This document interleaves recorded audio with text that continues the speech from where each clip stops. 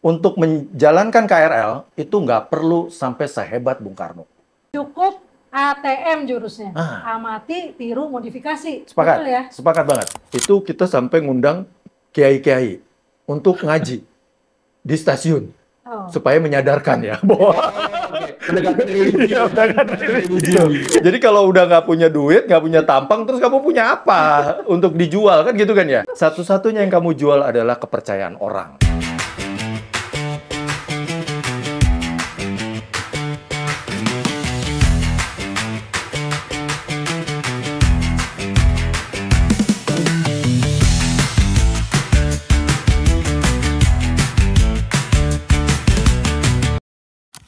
Halo semuanya, selamat datang di Prodigi, produktif, inovatif, dan giat.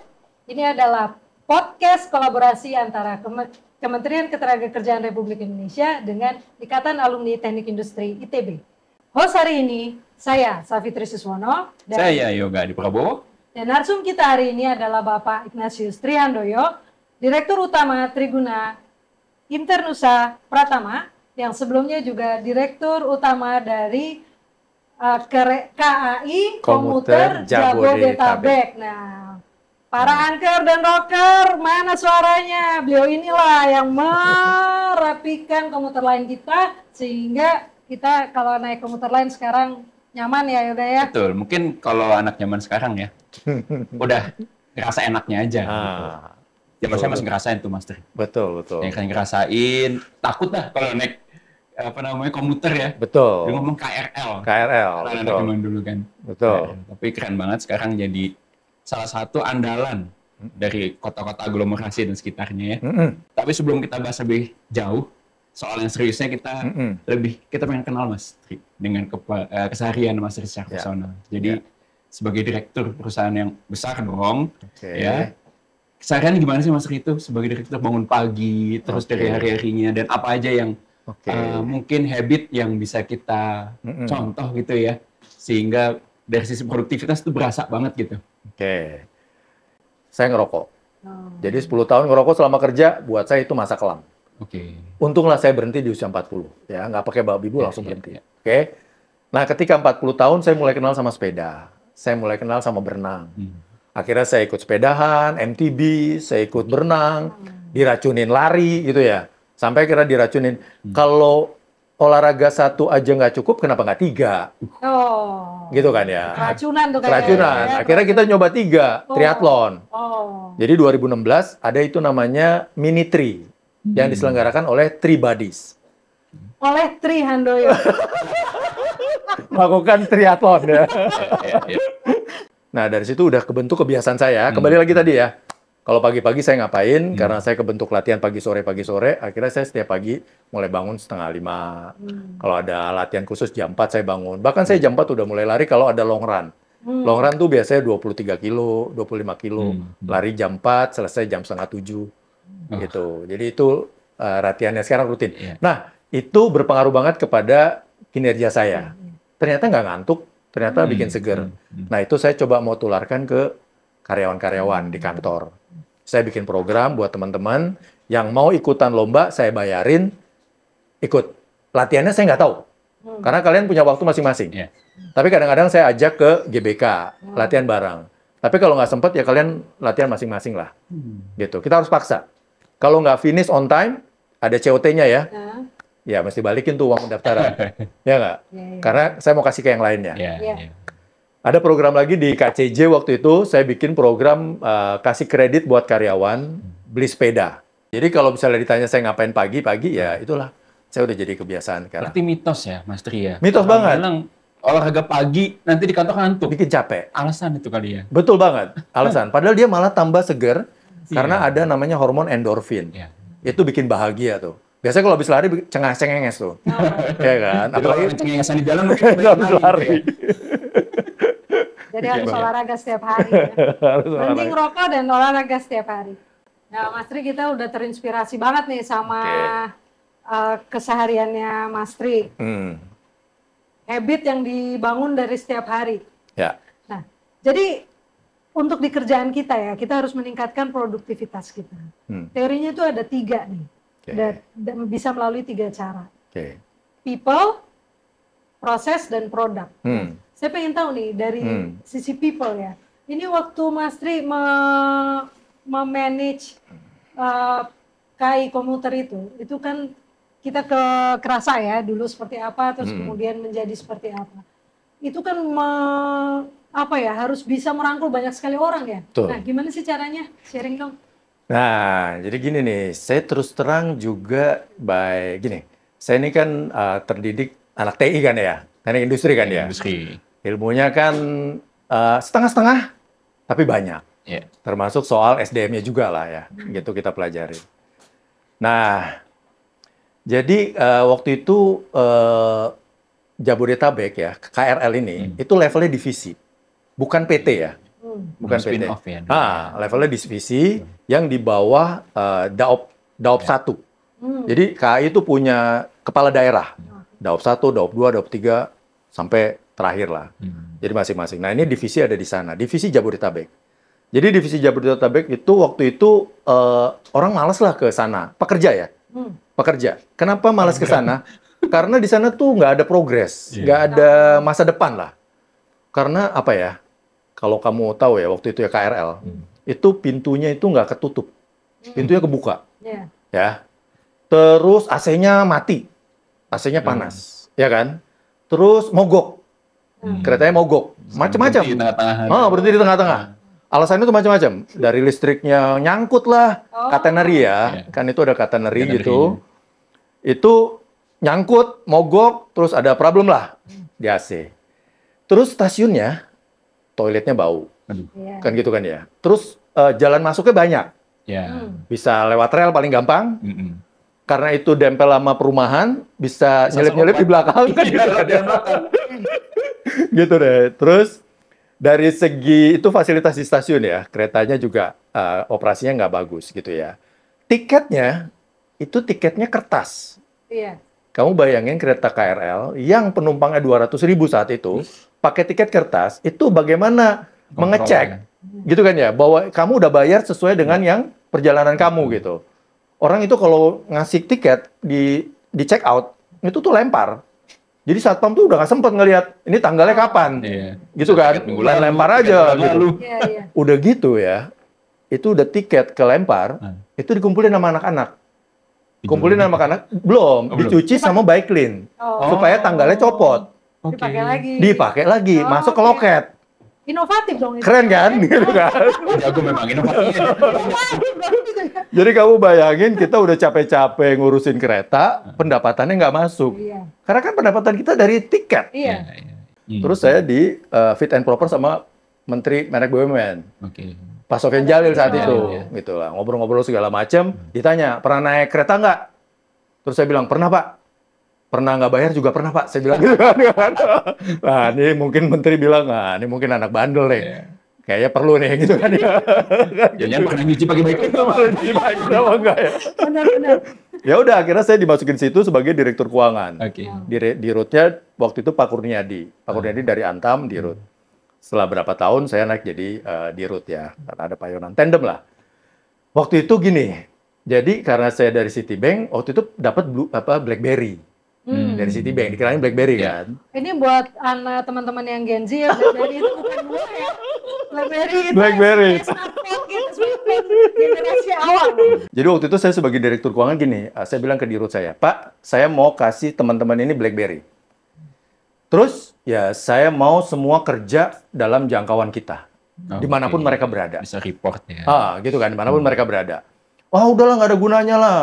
Waktu itu ya karena di root saya ini lumayan senior ya, jadi belum kenal kayak gitu. Udahlah nggak usah, itu buang-buang ini aja dana gitu. Nggak apa-apa Pak, kita kasih aja BlackBerry nanti kita pakai.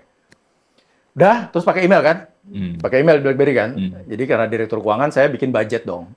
Saya bilang kalian bisa di mana saja, saya tidak peduli kalian ada di mana, ya. Tapi setiap kali saya butuh, kalian harus respon. Standby. Ya.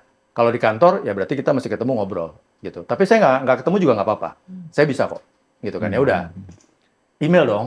Ini saya pengen cerita bagaimana pegawai itu di sana situasinya. Email ya. Pak, ini email gimana? Ya, email begini. Saya ajarin. Jadi pakai komputer, kan gitu kan ya.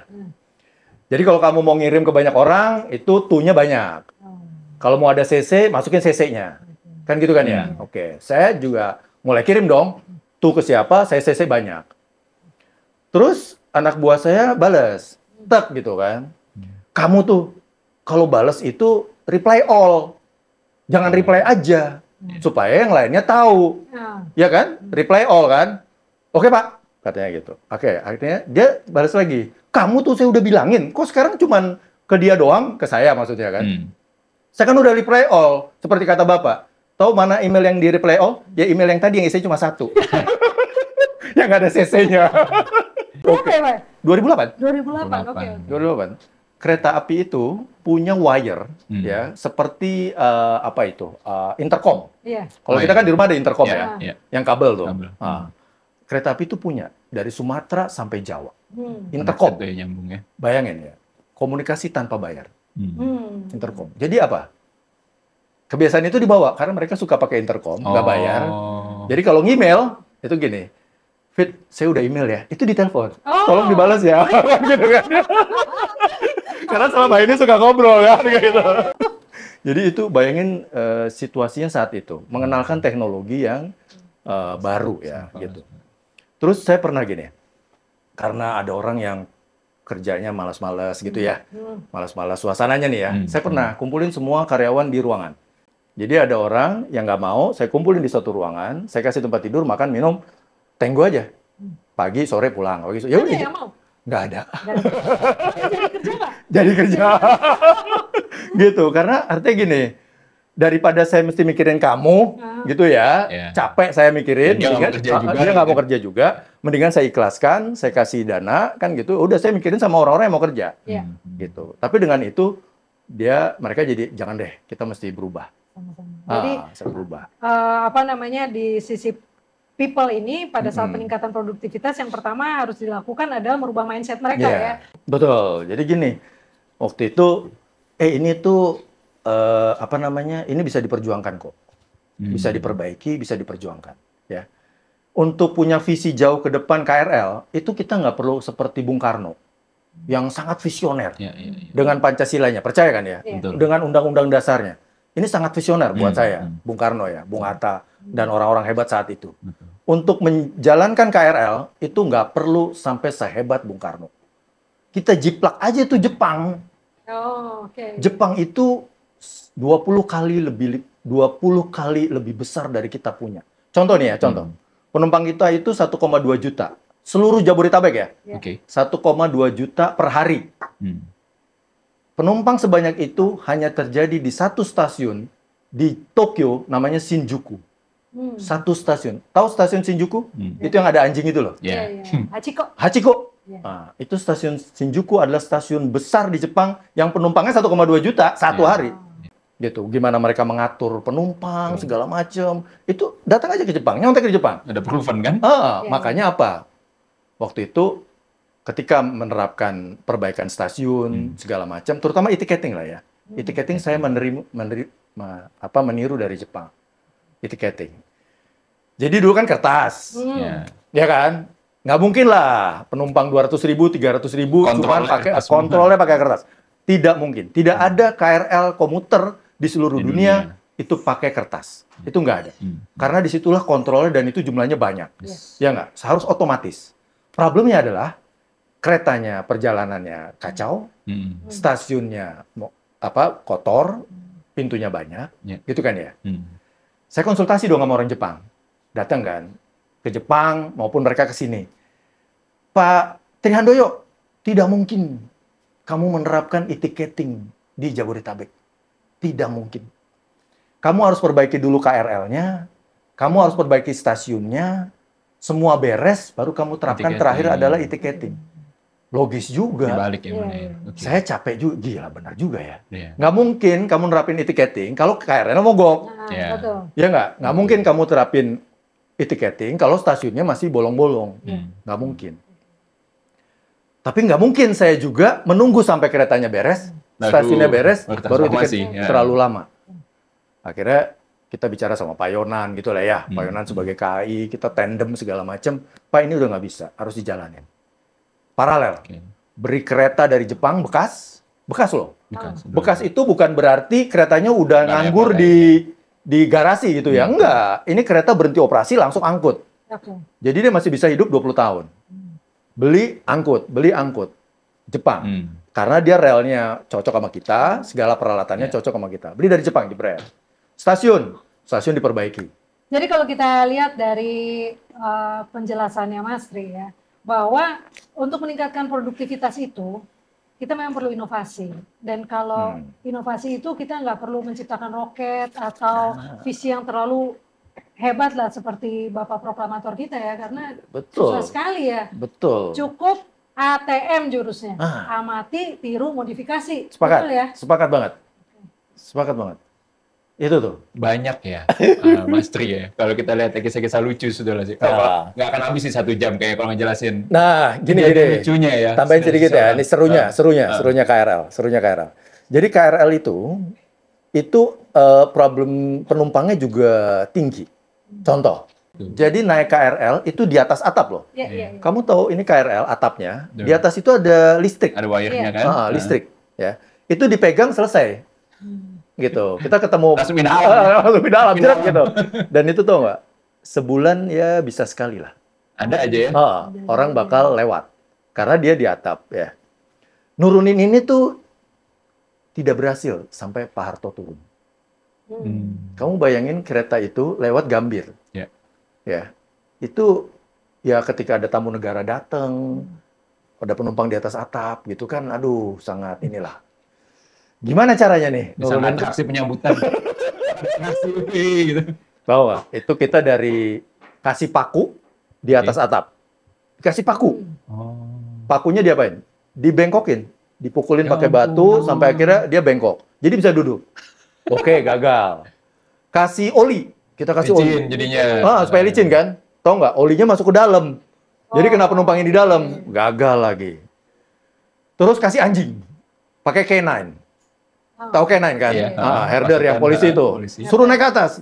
Turun sih mereka. Tapi keretanya jalan. Anjingnya turun. Dia naik lagi. Jadi sakti ya. Sakti banget. Sakti. Ya. Mereka bukan nggak bayar loh. Mereka bukan nggak punya tiket. Tapi ini jadi apa AC-nya di kereta mati? Nah, mereka cari angin di atas. Keretanya AC-nya di dalam mati, di dalamnya umpel-umpelan, panas, jadi mereka cari di atas, gitu. nyari angin. Jadi mereka tuh punya tiket. Tahu nggak? Gampang gelap juga sebetulnya kan? Betul.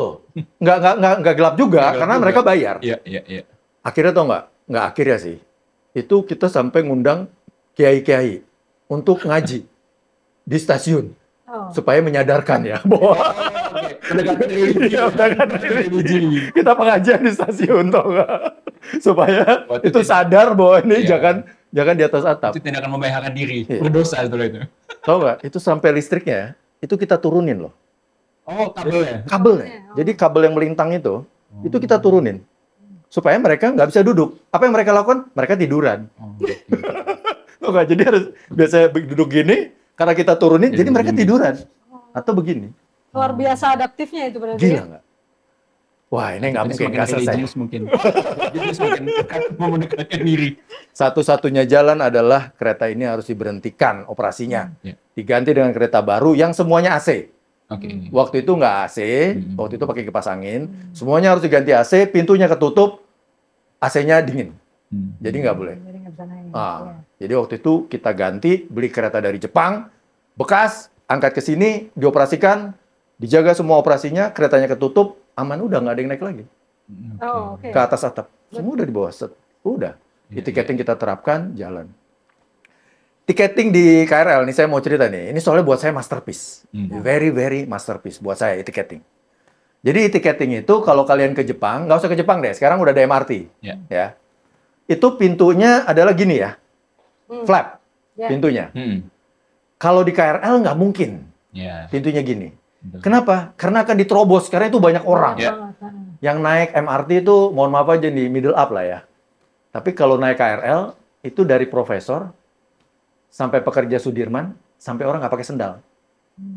Ya, ojek sepeda di Jakarta Kota, itu semua naik KRL. Nggak mungkin dengan fasilitas yang flap, apalagi yang kalau di Jepang, kamu perhatiin, itu dia ini normal open. Jadi if anything normal, everything normal, dia open. Supaya flow-nya cepat. Cepat, Tapi kalau ada kartu lu ngaco, dia akan celak. Nutup. Tapi kalau nggak ada apa-apa, dia akan kebuka. Gitu. Supaya orang cepat kan. Defaultnya Gitu. open, Defaultnya open. Nah, nggak mungkin gitu dilakukan. Kalau KRL penumpang yang ngeliat nih, rocker, kabur, ketutup, loncat. Kebuka nih. Iya kan? 15. Akhirnya apa? Kita beli yang tripod. Ya. Oh, iya. Jadi bukan yang flap. Kenapa tripod? Karena tadi nggak bisa jadi 2 orang dempet. Kalau di Jepang, kamu dempet, saya udah nyoba sih ya. Dempet, itu dianggap 1. Karena sensornya dia nganggap 1. Iya. Jadi kalau kamu sama ada dempet, ya. dianggap 1. Jadi kamu bayarnya cuma 1. Kalau itu diterapin di sini nggak mungkin. Jadi saya pakai tripod, nggak mungkin deh. Walaupun kurus-kurus, nggak mungkin. Ada kejepit itu. Buat tas saya susah kadang. Tahu nggak? Ngajarin orang untuk antri, aduh gila banget. Susah banget. Saya itu dimaki-maki. Setiap kali ke stasiun dimaki-maki. Antriannya panjang. Yang pertama kali ngajarin antrian, we have to be fair, adalah Transjakarta. Tapi demand-nya tidak sebesar ada di KRL. Kamu bayangin Manggarai, Tanah Abang, itu kalau udah turun kereta, itu ada 10 gerbong ya. Satu gerbong tuh 200 orang. Dulu cepet pakai kertas lu tinggal buang. Sekarang lu mesti ngantri di tripod, kan gitu kan. Jadi ngantri, ya udah belajar. Sekarang belajar loh. Bisa loh. Jadi itu memodifikasi orang dari pertama mindset ya, merubah mindset. Betul. Jadi merubah mindset kemudian bisa merubah kultur. Kita pikir orang nggak bisa turun dari kereta api, ternyata bisa. Ya. Dari atap kereta api, ternyata bisa. Kita pikir orang nggak bisa ngantri, ternyata bisa. Nah, memodifikasi proses-prosesnya ini yang memang perlu kejelian ya. Tapi gini lah, poinnya adalah kalau pemimpin nih ya mau ya merangkul karyawannya, jagain karyawannya dengan hatinya gitu, pasti dia mau follow kok, mau ikut kok. Dia mau akhirnya ikut kamu sampai akhirnya kamu kemana dia akan ikut, gitu. Nah berkaitan dengan itu kan transformasi panjang nih ya, panjang banget. Berapa tahun ya waktu kawan prosesnya Mas berlangsung? Saya 7 tahun. 7 tahun ya? Saya 7 tahun. Hingga KCJ itu bisa nyaman lah. Bisa dibilang nyaman sekali. Nyaman sekali sekarang. Karena saya juga sempat rutin. Jadi dulu itu Haji Tanah Abang saya. Pondok sekarang. Jadi dulu itu pintunya kebuka, ya, copetnya banyak. Kenapa? Karena kaburnya gampang. Ngambil dompet, kabur, nggak ada yang ngejar. Karena kereta jalan. Berjalan. Dan di dalam kereta tuh gelap. Visi dari leader. Kalau saya lihat gitu. Bagaimana dia mengajak karyawan untuk ikut visinya. Jadi percaya dulu sama visinya kita nih. Kalau leader nggak punya visi, ya selesai lah ya. Kita nggak bakal kemana-mana ya, kan gitu kan. Jadi punya visi yang kuat, nah baru nih ngajakin. Tapi ngajak dengan hatinya. Gitu, ya kan? Contoh, ya, ini gajinya karyawan kita naikin ya. Tapi kalian harus produktif loh. Kalau nggak, kalian akan kesingkir. Kan gitu kan ya? Nggak ada lagi tuh makan gaji buta. Nggak ada ya. Kalau gajinya udah dinaikin, udah bagus, kalian harus produktif. Ada ukuran-ukuran yang jelas untuk menilai karyawannya. Kan gitu kan ya, objektivitas. Nggak subjektif lagi. Contoh nih ya, contoh. Waktu itu Pak Yonan datang ke stasiun.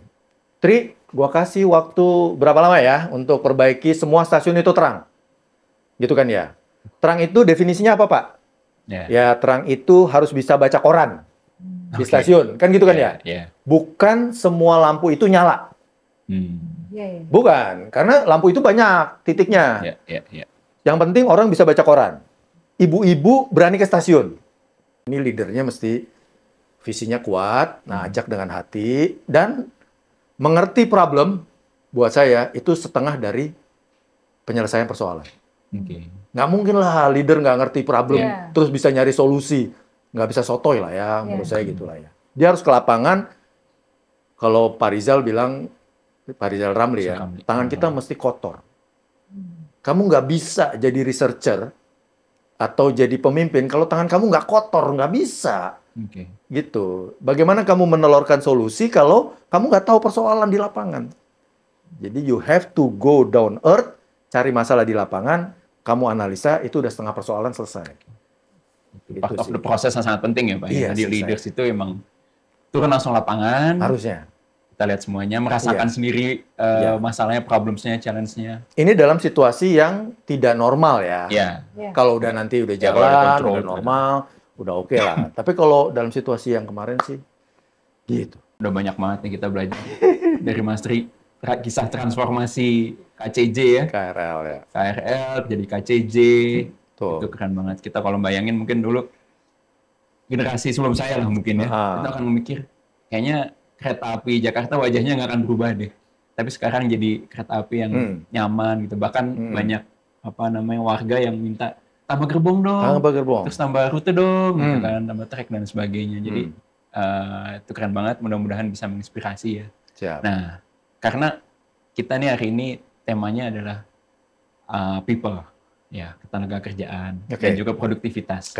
Kalau boleh nih Mas Ri, aku sebagai generasi muda ya, mungkin gimana sih refleksi dari yang udah Mas Ri jalani selama ini, sehingga bisa memberikan pesan kepada kita generasi muda, generasi produktif, yang mungkin kedepannya akan insya Allah menjadi pemegang tampuk selanjutnya gitu. Jadi kalau saya lihat gini ya, saya melihat dari segi karyawan gitu ya, dan apa yang saya jalanin. Saya percaya kalau rezeki itu udah ada yang ngatur lah rezeki ya. Sekarang sikap kamu aja mau kayak gimana, gitu ya. Apakah kamu akan meraih rezeki itu, atau kamu lebih memilih untuk enggak, gitu ya. Jadi jangan setiap kali mau kerja tuh mikirnya saya dibayar berapa, saya mesti dapat apa, gitu ya. Kalau kamu tidak memperbaiki sikap kamu, ya nggak bakal kemana-mana juga, gitu. Mungkin sekarang kamu dapat, tapi ketika ada periode berikutnya, kamu juga nggak bakal kemana-mana. Kalau sikap kamu nggak pernah mau dirubah. Kan saya bilang rezeki ada di mana-mana, rezeki udah ada yang ngatur, gitu kan ya. Tapi kalau sikap kamu berubah, dia akan berubah kok. Contoh nih ya, misalnya ya, saya mau cerita, mungkin ini banyak orang yang mengalami seperti saya lah ya. Saya ini bukan dari keluarga yang kaya raya. Waktu saya kecil, gitu ya. Dari keluarga modest lah, sangat sederhana kalau saya bilang. Kalau sikap saya tidak pernah berubah, mungkin saya nggak akan kemana-mana juga. Contoh misalnya, saya tidak punya uang, ya. Saya tidak punya uang, apalagi tampang. Kan gitu kan ya? Tampang pas-pasan, kan gitu kan ya? Muka pasaran, gitu kan ya? Nggak mungkin bisa jadi. Kan gitu kan ya? Gitu kan ya? Kan gitu. Jadi kalau udah nggak punya duit, nggak punya tampang, terus kamu punya apa untuk dijual? Kan gitu kan ya? Satu-satunya yang kamu jual adalah kepercayaan orang. Kan gitu kan ya? Gitu. Kalau kamu dipercaya, maka kamu akan bisa berkembang. Semoga ya, Tuhan memberkati kamu bisa berkembang. Gitu kan? Nggak punya modal, nggak punya tampang. Tapi kamu punya kepercayaan. Semoga ada suatu saat orang yang mau percaya. Jadi poin saya, menunjukkan karakter kamu bekerja dengan baik, produktivitas terus ditingkatkan, ini dari diri kita sendiri nih ya, gitu kan ya. Maka percayalah suatu saat pasti ada jalannya. Kamu akan nemuin gitu ya. Itu sih, saya ngeliatnya gitu. Jadi ketika saya ajak teman-teman, kita ini ada lapangan kerjaan loh. Yuk kita bikin yuk, kita kerjain yuk, gitu kan. Saya kasih contoh kerja segala macam, akhirnya mereka mau ngikut kok. Pak Yonan juga kasih contoh di level KAI pusat ya. Pak Yonan kasih contoh sebegitu hebatnya ya, gitu. Semuanya ikut, kan gitu kan. Jadi dia akhirnya ikut berubah. Tahu nggak? Akhirnya KAI sekarang jadi salah satu idaman tempat cari kerja loh. Betul. Ya, betul. Gitu. Betul. Sekarang di KCJ, yang dulunya divisi pada nggak mau ke divisi Jabodetabek, itu sekarang kenapa pada pengen ke KCJ? Karena nggak pengen dipindah kemana-mana. Pengennya di Jakarta. Jadi ya, tapi ya gitu, malah jadi seneng sekarang. Oh, ke KCJ gitu. Karena kita jauh lebih, waktu itu lebih asik lah gitu. Tapi Pak Yonan sudah memberikan dasar yang kuat di KAI, saya di KCJ-nya, kita tandem bareng-bareng gitu kan ya. Gitu. Jadi buat saya ini, sebagai karyawan buat saya kita sumbangin dulu deh apa yang baik, yang nggak usah mikir macem-macem. Gitu kan ya. Pasti ada jalannya. Karena kalau kamu nggak punya modal, nggak punya tampang, maka cuma kepercayaan yang kamu punya. Keren banget. Iyalah. Oke, berarti gitu. Jangan transaksional. Iya. Good gitu. leaders sama pekerja, semua kerja pakai hati. Iya, betul banget. Keren banget sih. Ya kan? Makasih banget nih Mas Ri. Ini sebelum kita tutup ya, kita pengen main tebak-tebakan boleh ya? Waduh, This or that, ini atau itu. Mungkin Yoga mau duluan. Gue duluan nih? Nah, boleh. Oke. Pilih ya, ini apa itu? Gitu ya. Oke Mas, ini atau itu ya? Iya. Sekarang, komuter lain atau MRT? Ya komuter lain lah. Itu sih nggak usah ditanya. Masterpiece itu. Satu lagi. Satu lagi ya. Pertanyaan terakhir nih ya Mas Tri ya. Oke. Merah atau putih? Iya sih. Kalau satu-satu sih nggak memberikan apa-apa ya. Ya nggak? Iya. Jadi harus dua-duanya sih. Merah putih. Yes, Oke. merah putih.